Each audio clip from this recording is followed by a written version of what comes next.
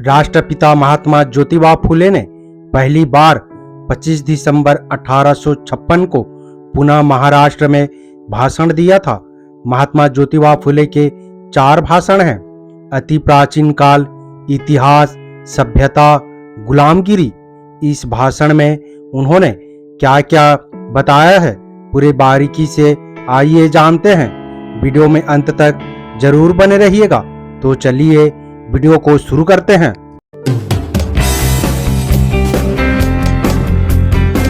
के Ambedkarite YouTube channel में आप सभी का स्वागत है। जय भीम। महात्मा ज्योतिबा फुले के भाषण शिला प्रकाशन से मराठी में प्रकाशित हुए थे। महात्मा ज्योतिबा फुले की पत्नी और भारत के पहले महिला शिक्षिका सावित्रीबाई फुले ने इनका संपादन किया था। श्रीमती मिचेल ओ रेह मिचेल ने इसके लिए प्रोत्साहन दिया था। ज्योतिबा फुले के भाषण सावित्रीबाई फुले ने जिस क्रम में संपादित किए गए थे वो बहुत ही दिलचस्प है। अति प्राचीन काल, इतिहास, सभ्यता, गुलामगिरी। एक क्रम मानव विकास की रूपरेखा प्रस्तुत करता है।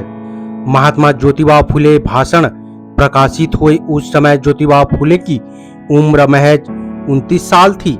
इन भाषणों से पता चलता है कि ज्योतिबा फुले उस समय ज्ञान विज्ञान के क्षेत्र में वैश्विक स्तर पर हो रही शोध से भलीभांति परिचित थे। यूरोप और अमेरिका के वैज्ञानिकों, इतिहासकारों, दार्शनिकों, विद्वानों के शोध और सिद्धांतों का उल्लेख करते हैं। डार्विन, ल्यूह, प्लूटार्क, टार्टिलस आदि इतिहासकार, केटो, मरियास, सीजार, सिसरो, मेगास्थनीज, सुकरात, प्लेटो, अरस्तु आदि के विचारों का बार बार हवाला देते हैं। इन भाषणों में मानव जाति की उत्पत्ति, जंगली व्यवस्था से सभ्य मानव तक मनुष्य के विकास की ओर संकेत करते हैं। वैज्ञानिक दृष्टि से इतिहास, धर्म और मानव जीवन के अनेक पक्षों पर विचार करते हैं। इसलिए मानव की उत्पत्ति और विकास के संबंध में विभिन्न धर्मों की मान्यताओं को चुनौती देते हैं। वैज्ञानिक शोधों का हवाला देकर ब्राह्मण पुरोहितों और अन्य धर्म पुस्तकों में सृष्टि की उत्पत्ति के बारे में फैलाए भ्रमों को दूर करते हैं। इस परिप्रेक्ष्य में भारतीय पुराणों में व्यक्त की गई अवैज्ञानिक और अतार्किक धारणाओं और मतों की व्याख्या उधेड़ते हैं। इतिहास और पौराणिक कथाओं में अंतर करने की दृष्टि विकसित करते हैं। अपने को सर्वोच्च पद पर स्थापित करने के लिए ब्राह्मण पुरोहितों द्वारा रचित पुराणों को खिचड़ी इतिहास की संज्ञा देते हुए उन्हें सत्य से कोसों दूर मनगढ़ंत कहानी बताते हैं। यूनानी की सभ्यता की रोमन द्वारा तबाही, भारत और अमेरिका की खोज, इंग्लैंड के सभ्य बनने और आर्य के आक्रमण और शूद्रों, अतिशूद्रों के गुलाम बनने पर रोशनी डालते हैं। वो इंडिया को बलिस्तान की संज्ञा देते हैं। गुलामगिरी के खात्मे और बलिस्तान यानी शूद्रों, अतिशूद्रों के लोकतांत्रिक शासन की पुनः स्थापना की आशा करते हैं। इन भाषणों में वैज्ञानिक इतिहास लेखन की नींव डालते हैं। भेदभावमूलक, शोषणकारी, अमानवीय प्रथाओं, धारणाओं, मान्यताओं की दैवीय और धार्मिक वैधता को ध्वस्त करते हैं।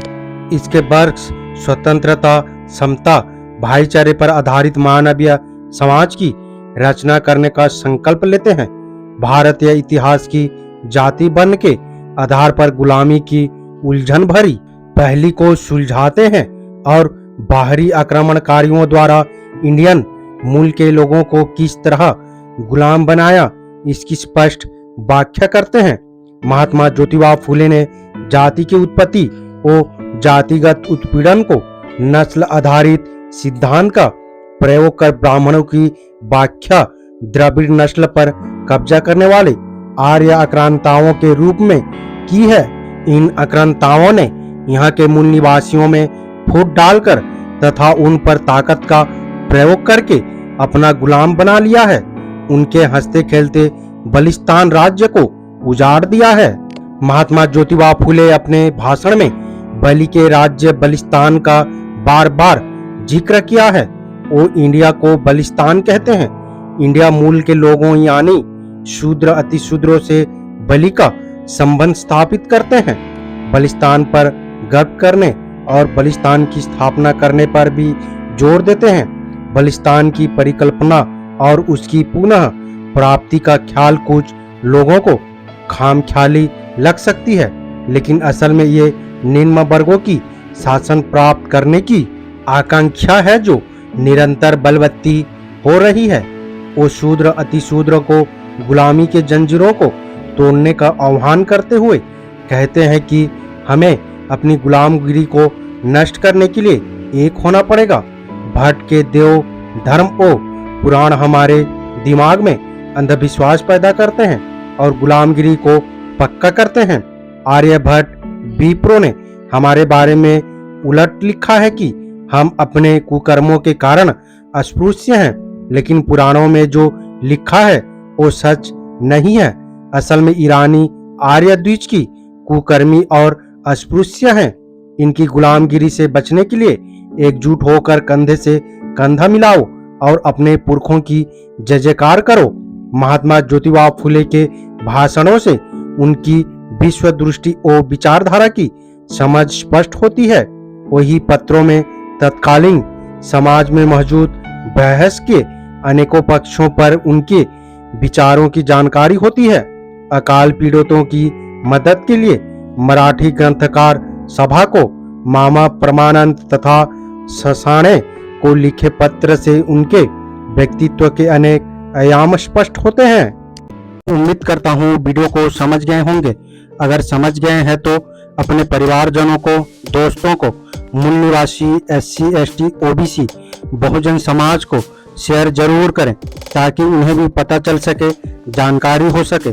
मेरा आप सभी बहुजन समाज, मूल्य राशि, अम्बेडकरवादियों से अपील है, हम अपने समाज को जागरूक करने के लिए बहुत मेहनत करते हैं और अम्बेडकर विचारधारा वाले वीडियो को लाते रहते हैं। आपकी एक सब्सक्राइब हमारे हौसले को बुलंद कर हमें दोगुनी हौसला प्रदान करता है, मजबूत करता है। इसलिए आप सभी से गुजारिश है कि हमारे चैनल को सब्सक्राइब करके हमें सपोर्ट जरूर करें ताकि हम अगले नए वीडियो डालें तो आप तक नोटिफिकेशन जा सके और कुछ महत्वपूर्ण जानकारी मिल सके। धन्यवाद। जय भीम, जय संविधान, जय मूल्य राशि।